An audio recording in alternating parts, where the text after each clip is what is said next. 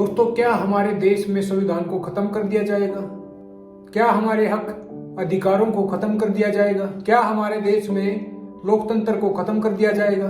क्या हमारे देश में वोट के अधिकार को खत्म कर दिया जाएगा? क्या हमारे देश में तानाशाही लागू कर दी जाएगी?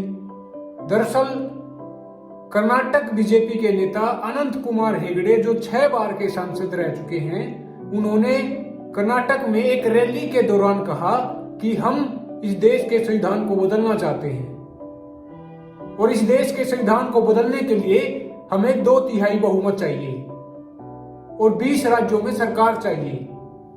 मोदी जी ने जो नारा दिया है 400 पार का, उसको पूरा करना होगा ताकि हम इस देश के संविधान को बदल सकें, संशोधित कर सकें। क्योंकि इस देश के संविधान में कांग्रेस ने कुछ अनावश्यक चीजें जोड़ी हैं ताकि इस देश के हिंदुओं के साथ अन्याय किया जा सके और हिंदुओं को दबाया जा सके।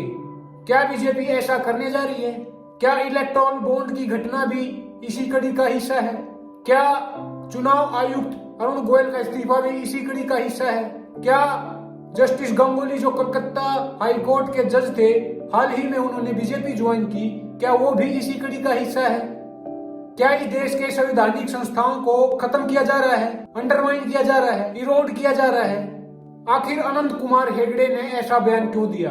क्या इस देश का लोकतंत्र संविधान खतरे में है? हालांकि अनंत कुमार हेगड़े के बयान से बीजेपी ने किनारा कर लिया है और उन्होंने कहा है कि हम संविधान को मानते हैं और संविधान के रूल्स को फॉलो करते हैं। लेकिन सबसे बड़ा सवाल वही है, अनंत कुमार हेगड़े ने ऐसा क्यों कहा? वो कोई नौसिखिया नहीं है, एक बार के सांसद नहीं है, एक बार के एमएलए नहीं है, राजनीति में नए नहीं है, 6 बार के सांसद रह चुके हैं, मतलब 25 से 30 साल का अनुभव उनके पास है। 2017 में भी उन्होंने ऐसा ही कहा था कि हम संविधान को बदलना चाहते हैं। वो संविधान जो लगभग 3 साल में बनकर तैयार हुआ था, वो संविधान जिसमें इस देश के गरीबों के, मजदूरों के, आदिवासियों के, महिलाओं के, इस देश के सभी नागरिकों के अधिकार सम्मिलित हैं, क्या उस संविधान को खत्म कर दिया जाएगा?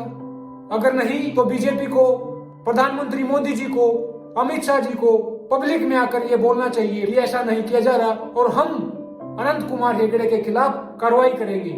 और अगर बीजेपी के नेता, प्रधानमंत्री मोदी जी ऐसा नहीं करते हैं तो इस चीज को क्या माना जाए? हम एज ए वोटर सरकार से, बीजेपी की सरकार से, मोदी सरकार से ये पूछते हैं कि आखिर अनंत कुमार हेगड़े ने ऐसा बयान क्यों दिया। हालांकि विपक्ष और कांग्रेस के राहुल गांधी और मल्लिकार्जुन खड़गे ने भी ट्वीट करके कहा है कि हम देश के संविधान के साथ हैं, देश के गरीबों, मजदूरों, महिलाओं के साथ हैं, देश के लोकतंत्र के साथ हैं, हम इसको बचाने के लिए आखिरी सांस तक लड़ेंगे। लेकिन सबसे बड़ा सवाल वही है, अनंत कुमार हेगड़े ने ऐसा क्यों कहा? आपका क्या सोचना इस चीज पर कमेंट करके बताइएगा और मुझे फॉलो कीजिए।